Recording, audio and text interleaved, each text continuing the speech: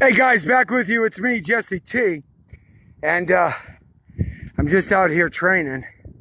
I just banged out a mile. Boy, you know, sometimes getting started is the hardest thing. And today's run was really hard. I've been training a couple of weeks now, getting back into shape, but today was really hard to do a couple of miles. My legs were messing with my mind, you know? But we banged it out, took it a little longer. You can't go into the park where I'm at here because it's locked off, you know, you can't enter it. So I don't break rules like so many citizens do. I mean, it's amazing to me what I've learned through this coronavirus, this Chinese virus bioweapon,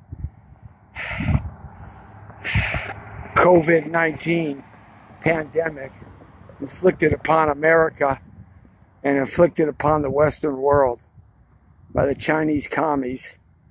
But it's been fascinating what I've learned about human behavior during this. You know, I do talk to a lot of old timers, a lot of them are gone, about the Depression days, and because I love history. And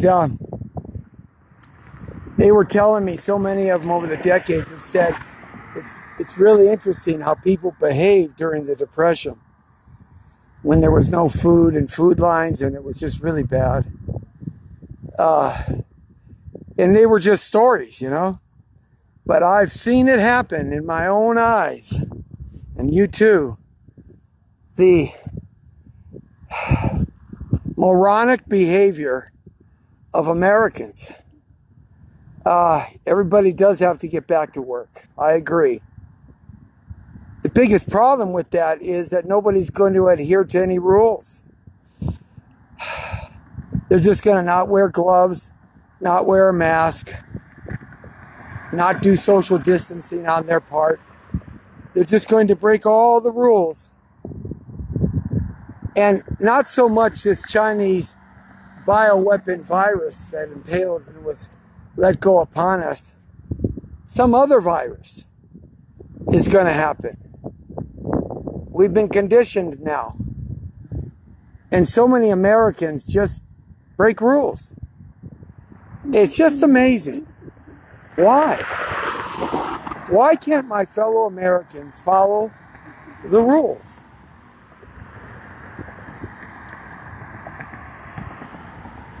It's mind-blowing to me. I've learned a lot about human behavior that I already knew. I mean, I've been on this planet 60 years, coming August 23rd. Yeah, I know I'm pretty. I don't look 60. It's the training, man. Good eating, good sleep, no stress, and good water. And good mama tea.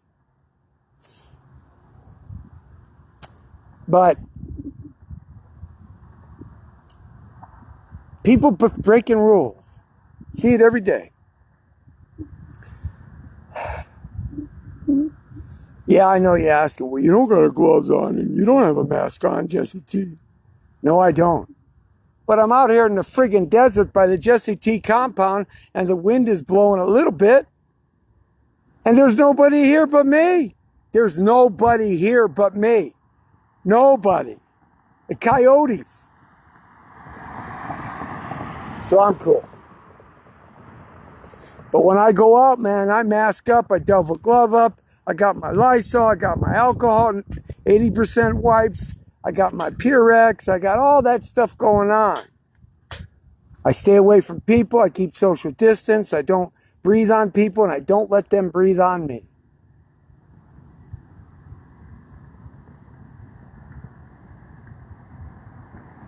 When they ease up here from Governor Gruesome Newsom, and he's tired of being Adolf Hitler, dictator, people are just going to break all the rules. And people are just going to get sick. Face it. This generation that was born after me, and even the end of my generation, the baby boomers, and Generation X, millennials, and the Gen Zs, and the new generation that's being born right now, they haven't named them yet. They just think they're impervious to everything, and that rules don't apply to them. They don't think about their families or their kids. They don't think about their friends and their neighbors. They only think about what they want to do. When they want to do it, how, and that's all that's important. It's a shame. Because what the global elitists, the Illuminati, the Trilateral Commission, whatever you want to call them, found out with this false flag Chinese bioweapon virus that they let go, killed over 20 million of their own citizens in China. That's the truth. Watch, it will come out. I know. Maybe more. On the Western world, Europe first, then America. What they found out, the global elitists, is they found out that they can create hysteria and panic with a chump change false flag virus, add a little death component in a military weapons lab, unleash it, control the mass media, and convince everybody with a couple of million people dying by the end of this whole thing around the world in 184 nations that they can control us and control you. Imagine what the next one is going to be. Just imagine. Hypothecate for a minute. Think about that. There are people in this country getting the chip right here between their finger and their thumb. Happy to do it. This is all about the Bill Gates czar, communist, Hitler dictator that he wants to be, and he's a piece of work. You should talk to people that work for him for decades at the highest levels and what they say on the side. The guy was a tyrant. So was Steve Jobs. I mean, we're talking sadistic tyrants.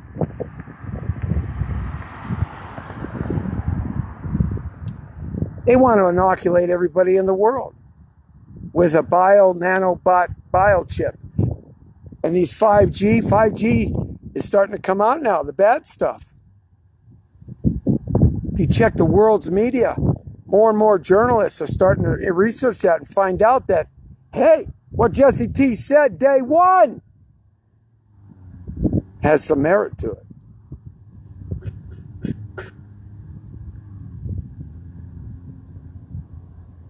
In fact, many journalists, regular good journalists that you perceive as being good, are starting to question, did we really have to go this far? Was it really that bad, comparatively speaking? Couldn't we have done like maybe what Sweden did? Or couldn't we have done? No, you can't. And I'll tell you why. Because Americans don't listen.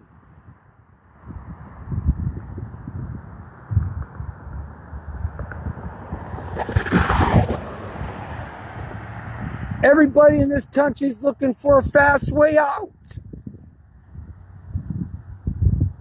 Nobody wants to pay the price of obeying the laws of our society.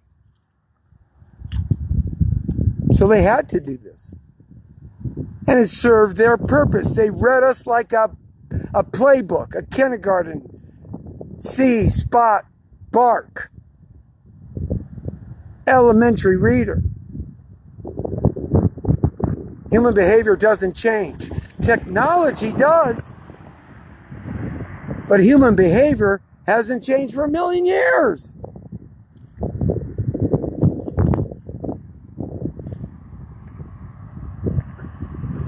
They're already getting us ready for the second one.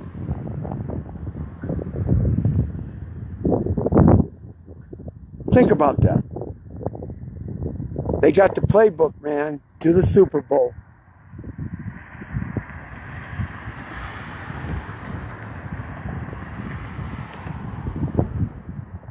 I predict 6 months to 18 months, we're going to be in lockdown again. I predict 18 months to 5 years, we're going to be exchanging bullets with China.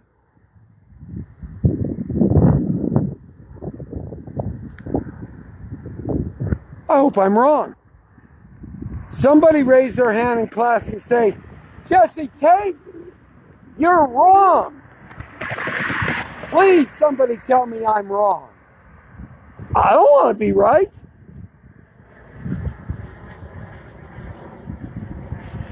Resistance is futile, so the Borg say.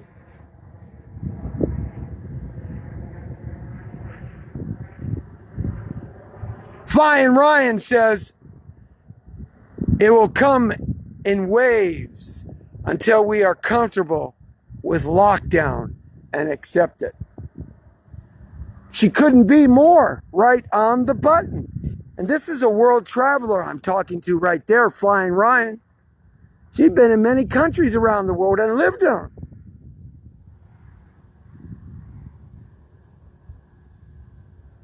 Human beings will accept it. If I could take you back and snap my fingers and go back to when I was 10 years old in 1970, when I was 20 in 1980, by 1987, the world was starting to change. But if I could take you back to the end of times, the end of the old America, when World War II veterans were still alive and functioning 40 years ago. If I could take you back to the time and snap my fingers and took you along for a ride of my childhood, frankly, I don't think you could survive.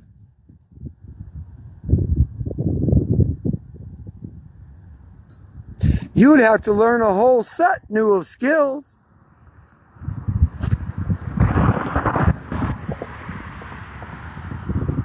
You know how many times I was cracked in the head with a rock because we were throwing rocks at each other? Playing Dodge rock? That's what we called it. You know how many trees I fell out of?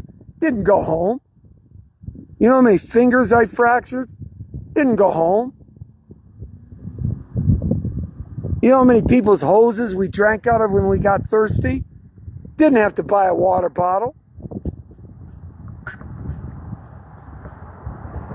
I mean, the list is endless.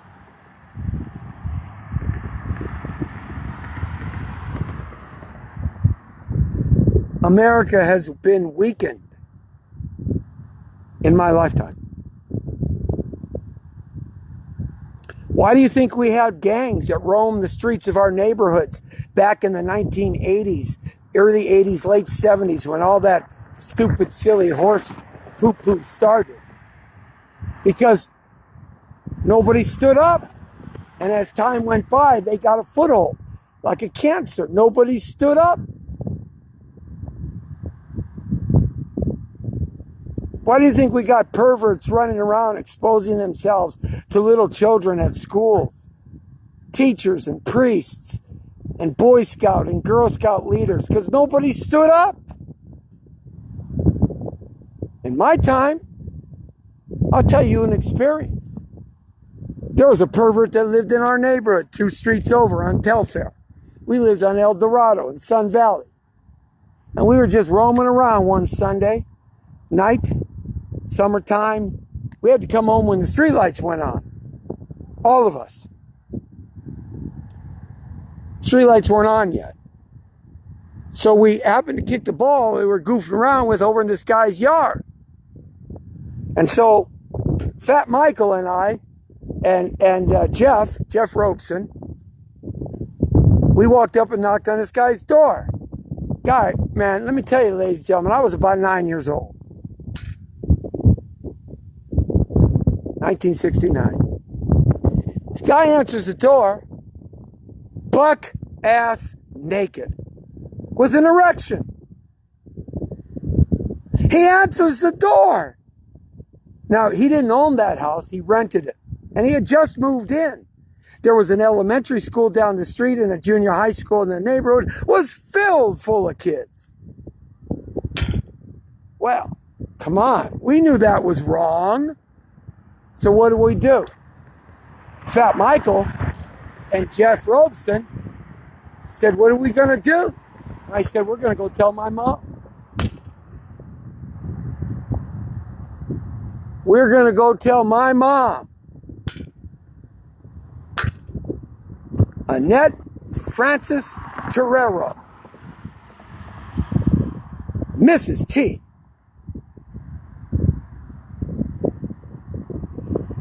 Went home 2 blocks, told my mom what happened. She said, come with me. Fat Michael went home.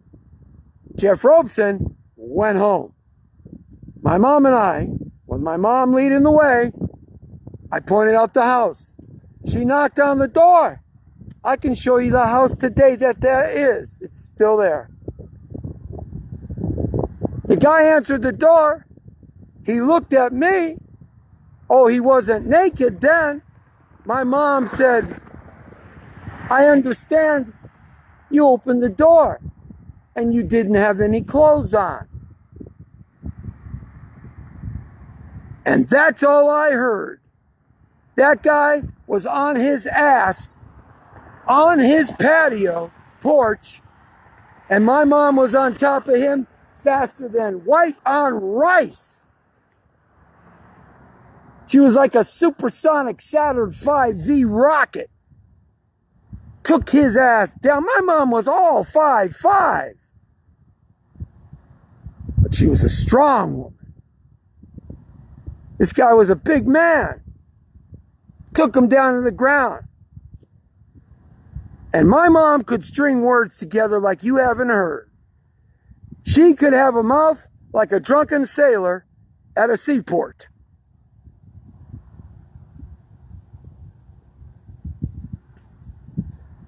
We left, went home. Then my dad came home.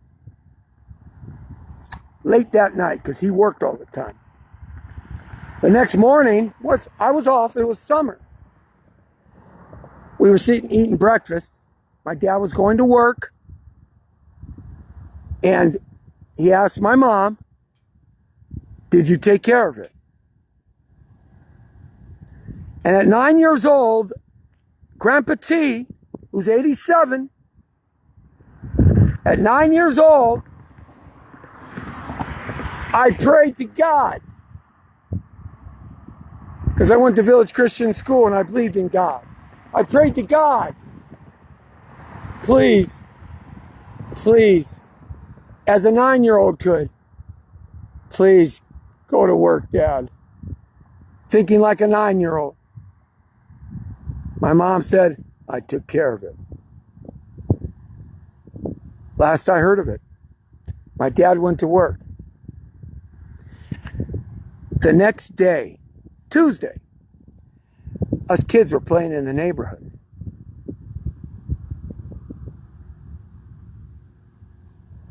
Mario Carbajal lived right across the street. Josh lived right across the street from this guy. This was Leslie, his older sister. Woo! She was beautiful. She was my babysitter. I loved it when she babysitted me. She lived right across the street. So we were over at Mario Carbajal's house and Josh's house. That guy, that house was vacant. Because we are kids, you know. We went and peeked in. The house was vacant. He left. 2 days after the event. That was the end of that story. But there isn't. A couple of years later, I was talking to Mario Carbajal. We were all 13 at the time. Mario turned out to be a really bad guy, a robber and a thief, and he ended up in jail doing hard time and drugs, and he ended up actually dying when he was about 20 or 21 years old due to his horrific lifestyle. But I was talking to him, we were about 13. And he said to me, he goes, remember that time that guy lived over there? And that happened? And And I said, yeah, I remember. He goes, man, I told my older brother, his name was Gilbert. He was quite a bit older than us. I said, oh, really? I was riding my bike, my Peugeot, my 10-speed. I was going to Jimmy Thompson's house because his sister was pretty too. The brown beauty's always on duty. Anyway, he goes, I don't know if I ever told you. My brother was going to go over there and kill him. His brother at that time was a pretty bad dude. He straightened out though. Ended up having a beautiful family. And he said, but he didn't. My dad told him not to. But your dad showed up on his motorcycle. See, my dad was driving a Harley then, a chopper, 38 knucklehead. Everybody knew the bike in the neighborhood. And my dad drove up. And he said, I don't know what happened, but your dad, I remember I was in the front yard and your dad drove up. I guess he was on the way to work or something. And he got off his bike and he knocked on the guy's door. And that was the Monday morning. And the guy wasn't there Tuesday. That's how America used to be. What happened? This pervasive attitude that has allowed our country to turn into what it is today. Not everybody is like this. Southern California is its own weird place. But nobody knows anything anymore or wants to. We Americans better get our act together and start thinking like Americans of past. We better read the Declaration of Independence and the Bill of Rights and the amendments and the United States Constitution and the Federalist Papers before the Constitution was written. We better learn the discussions that Adams had with Jefferson and Washington and Madison and Patrick Henry.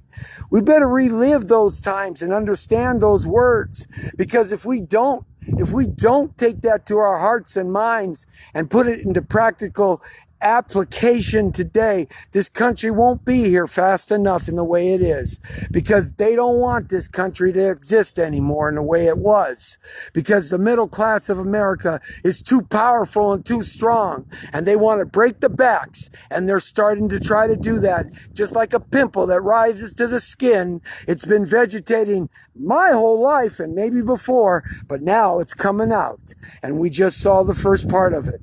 People died, and that's horrible that these people killed these people, and they need to pay for that. It's wrong, and I'll be the first to stand up for those families. But I'll tell you what, we can't let this happen again, because if we do, when do you stop bending over and cracking your ass with a smile? Jesse T, I gotta go train. I gotta go lift some weights, and Mama T is waiting for me. Oh yeah! Bam!